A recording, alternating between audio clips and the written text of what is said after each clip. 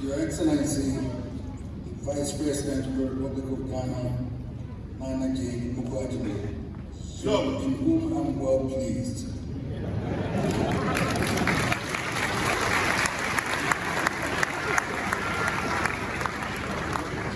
Chairman and members of the University Council, Vice Chancellor and Vice Chancellors from sister universities, Pro-Vice Chancellor, Pro-Vice Chancellors from sister universities, Registrar and Registrars from sister universities, former Vice Chancellors and Pro-Vice Chancellors and Registrars present, Honorable Members of Parliament and MMDCs present. I'm sorry, my original minister. I'm sorry, sir. So, I recognize him. Well, he looks after me here in the absence of the president. Provosts of colleges, members of convocation, senior and junior staff, Nananum alumni of the university, invited guests, members of the press, graduates, distinguished ladies and gentlemen. So, it is my singular honor and greatest joy to welcome you all to the 59th congregation of our noble university. As Chancellor and advocate for education, moments like this give me immense pride and fulfillment. Today, we gather once again to celebrate the triumph of dedication, sacrifice, and perseverance. Our graduates stand before us as proof that education remains the most reliable path to empowerment, liberation, and from poverty and deprivation, the attainment of a brighter, more purposeful future. So I wish you to shine forth as beacons of intellect and resilience, prepared to take your rightful place as leaders, innovators, and agents of transformation. May the Almighty God bless your efforts.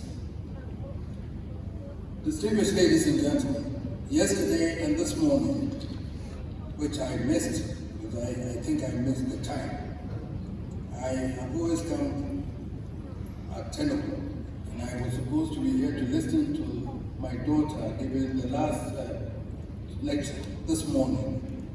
I think my protocol messed it up.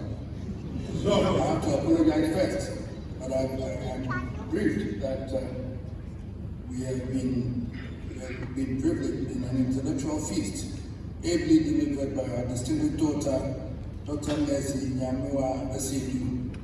On behalf of the university, I extend our profound gratitude for her illuminating discourse on the theme, Super Intelligent AI Agents, existential threat to the human experience navigating through the intricacies of the AI revolution. So, the subject of artificial intelligence, as we have heard, is not a distant speculation of science fiction, but a present and powerful force shaping our world. It holds the capacity to revolutionize medicine, education, commerce, governance, and many other spheres of life. Yet, it also carries profound risks which, if left unchecked, could undermine the very essence of this application. So, the CEDU has guided us with clarity through the intricacies of this phenomenon, its origins, its trajectories, its promises, and its perils. She has reminded us that the challenge of our age is not merely to embrace technological advancement, but to do so with wisdom, foresight, and above all, a moral compass. So, as a premier institution of science and technology, it is our responsibility not to remain passive consumers of important innovations, but to contribute meaningfully to the global discourse and development of AI. And it is for this reason that we have diligently undergone this tutelage. We must prepare our students and researchers to engage critically, to innovate responsibly, and to ensure that technology reflects our cultural values and advances the well-being of humanity. So, on this note, I commend you, my dear daughter,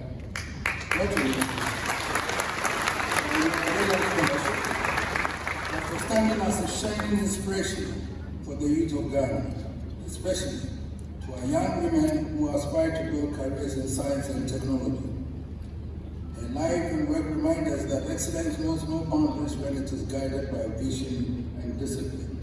So, distinguished ladies and gentlemen, at each congregation ceremony, it is my solemn duty as Chancellor to draw the nation's attention to matters of national importance that touch the very fabric of our university and to bring them to the attention of the government and other stakeholders.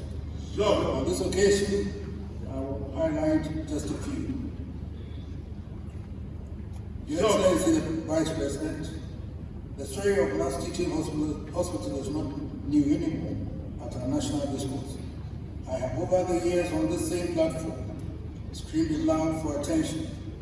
I was designated to learn through you to the President and then having served your Honorable Minister for Education during the grand debut of the 50th anniversary celebration of our School of Medical Sciences, promised the government of Ghana's commitment to completing our teaching hospital project.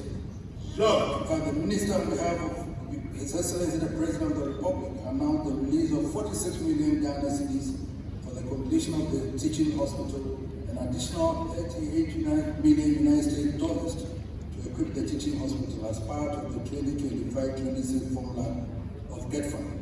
So, you know, the reason why I said I'm well pleased in her is that it was through her that we sent the message.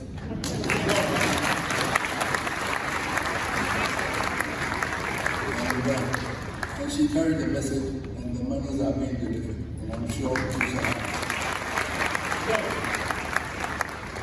I haven't asked the Vice Chancellor if you have any additions, because I would have sent it through there.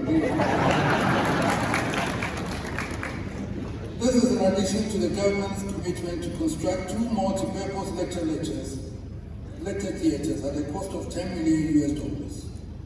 Ladies and gentlemen, the President deserves a resounding applause and please join me.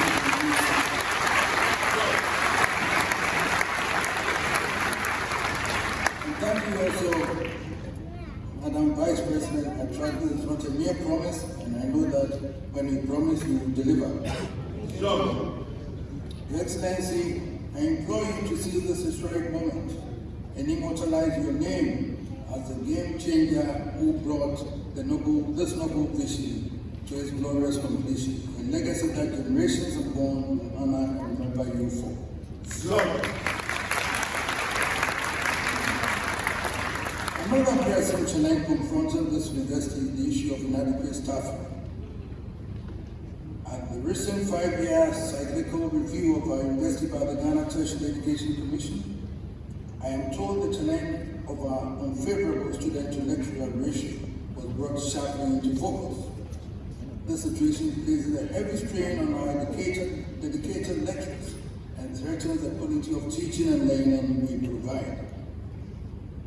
Madam Vice President, through you again, I call on your government to treat this matter with urgency and as a moral obligation, for it is not merely a question of numbers, but of the very future of our youth and the nation. Our universities must be empowered to provide not only instruction, but also the close guidance and mentorship that mold leaders, innovators, and custodians of our nation's destiny. So, I therefore appeal to your government, and through you to the President again, to grant the necessary financial clearance for the recruitment of additional academic and administrative staff.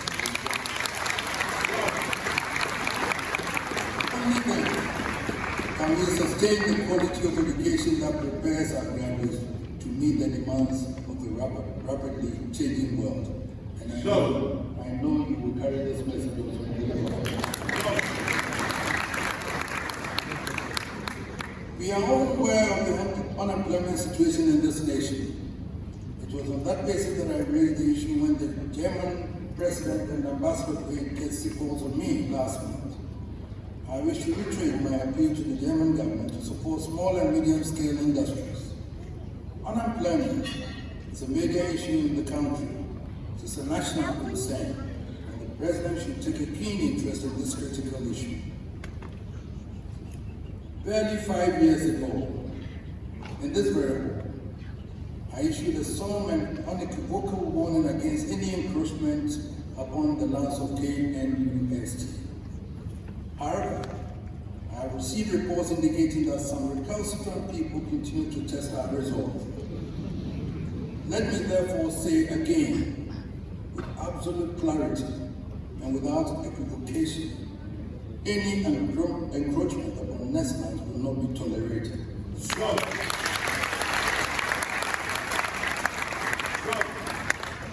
As I indicated 5 years ago, these lands are not ordinary. These are sacred legacies entrusted to us by our forebears and reserved for the education and upliftment of generations unborn. They belong to the nation of Ghana and to the bright minds who will shape her future. Any attempt to prey on them is an attack on that sacred trust and will be met with decisive action.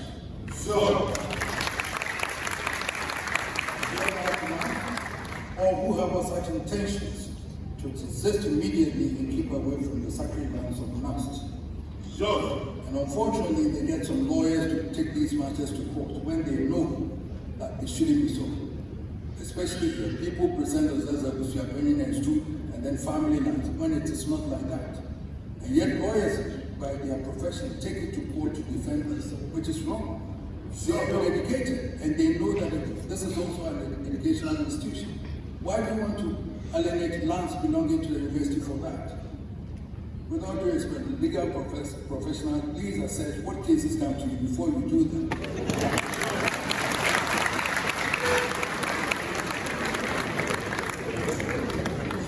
And now, to you, our gallant graduates.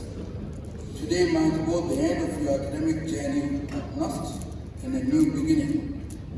You carry forward not only the knowledge acquired here, but also the values of resilience, integrity, and a commitment to serving humanity. You step into the wider world. As you step into the wider world, let innovation guide your ideas.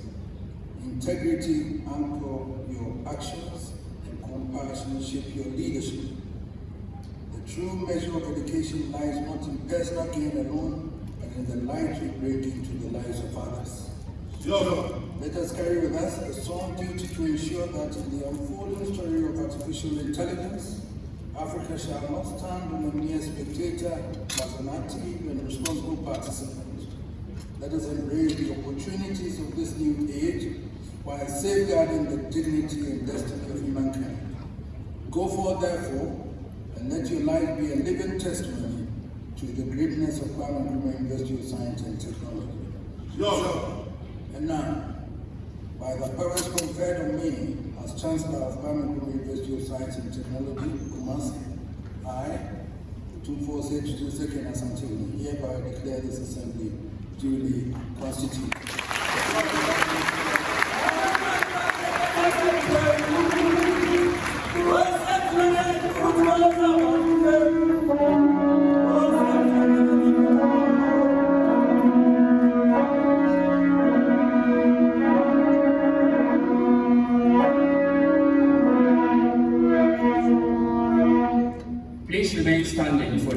Chieftaincy anthem, lift every voice and sing.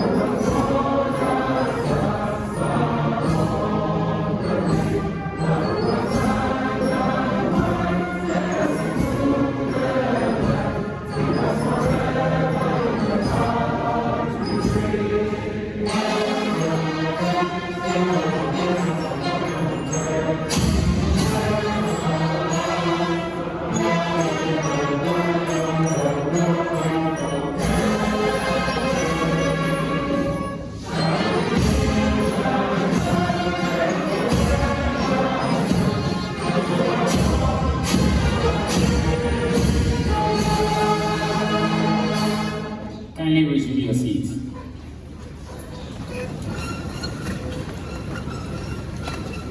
The Vice-Chancellor's report in our congregation ceremonies highlights the key happenings in the academic year.